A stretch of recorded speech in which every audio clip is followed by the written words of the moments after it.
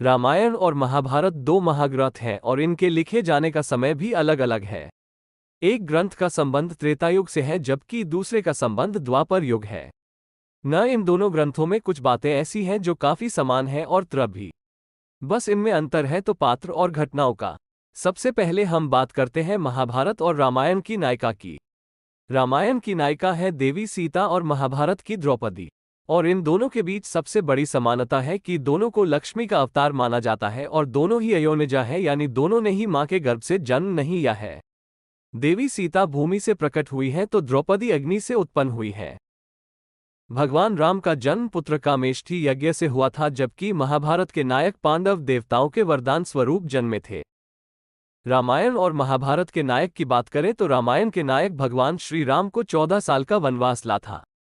महाभारत में भी इसी तरह की घटना का उल्लेख लता है। महाभारत के नायक पांडवों को द्युत क्रीड़ा में हारने के बाद 13 वर्ष का वनवास और 1 वर्ष का अज्ञातवास ला था, यानी इन्हें भी कुल 14 साल तक घर से निकलकर वनवासियों की तरह भटकना पड़ा था। दोनों महाकाव्यों में नायकों के वाह में एक बड़ी समानता है। रामायण में भगवान राम को सीता से वाह के लिए धनुष पर प्रत्यंचा चढ़ाना पड़ा था, हालांकि इस क्रम में धनुष टूट गया था।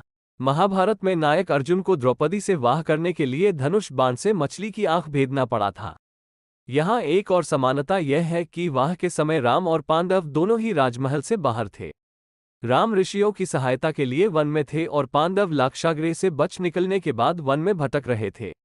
महाभारत और रामायण में एक और बड़ी समानता है। रामायण में पवन देवता के एक पुत्र हैं जो हनुमान कहलाते हैं और महाभारत में भी पवन देवता के एक पुत्र हैं जो भीम कहलाते हैं। हनुमान और भीम दोनों ही गदा युद्ध में कुशल थे। रामायण और महाभारत दोनों में ही नायिका अपने पति के साथ वनवास जाती है। वनवास के दौरान सीता का हरण हो जाता है और महाभारत में भी नायिका द्रौपदी का अपहरण हो जाता है, लेकिन पांडव द्रौपदी को अपहरणकर्ता जयद्रथ से बचा लेते हैं।